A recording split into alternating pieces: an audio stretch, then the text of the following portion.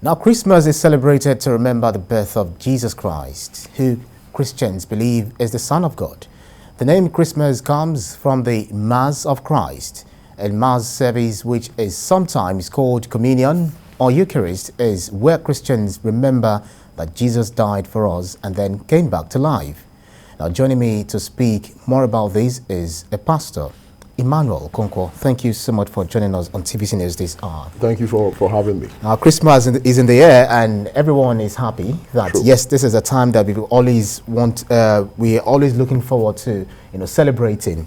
Could you begin by telling us the significance of the celebration of Christmas this time? Yeah, and it's actually a good question, and it's good we talk about the message of Christmas before it gets swallowed by the merriment. People are going to go enjoy themselves, and the problem is we're doing that, and we've completely forget what Christmas is. The first thing that Christmas will represent is a promise made and kept. God made us a promise when man fell in the garden. He said, I'm going to fix this problem, and he kept the promise. So the first message of Christmas for me is that God made a promise and kept it. So I turn to our politicians and I ask them, make your promise and keep your promise. I turn to every father. You make a promise to your child, keep it. Every husband, so basically, so if we take that home, Christmas will tell us to become promise keepers. The second one is that Christmas speaks of a value placed. Value placed. In our nation, it looks like people don't have value. People don't have value. People are being killed up and down. You turn on the newspaper, and breaking news. How many people are dead here? How many people dead here? And if you're not careful, you get to that point where human life has no value. But then Christmas is where God tells us how valuable we are. He sends His Son, right? He sends the best He has, and He's trying to communicate to everyone here that people have value. Then I turn to the politicians as well, and I will tell them Nigerians have value.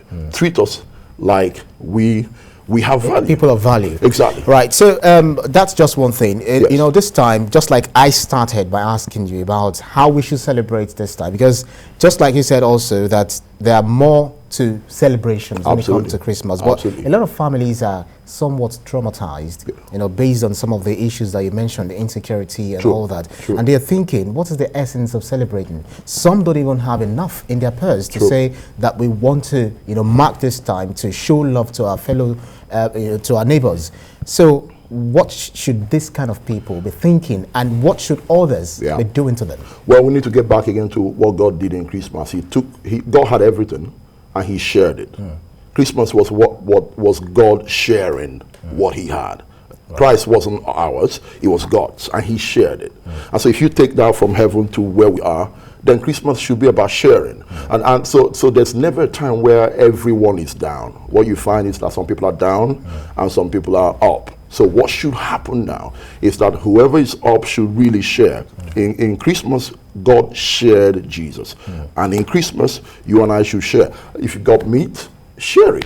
Rice, share it. Go knock on some neighbor's house. Regardless of the faith that you hold. Yeah, knock on your neighbor's house and ask them, what are they doing? Do you have what to eat? This is what, you don't have to do this every, 52 weeks in a year. We have 1 week where we can actually make a difference. So, but then in the midst of merriment, we also want to be very, very much responsible. Yeah. Because the Director General of the WHO, Gabriel Jesus, says that, that we should be mindful of the way we celebrate this Christmas, or we should postpone the way we celebrate because of the coronavirus. Now we're talking about the Omicron virus.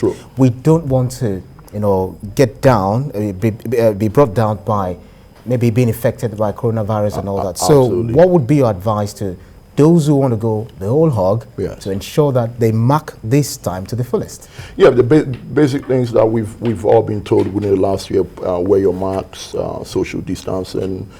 You don't have to be everywhere. You don't have to attend everything. Pick and choose what to attend, and just be aware that we're still fighting this virus. Right. So some others too will be traveling to see their families, and they must go because they've been away for let's say a year or so, and then it's been a kind of roller coaster ride for a lot of Nigerians. In their traveling, we read that 70 people or thereabouts were kidnapped along the way.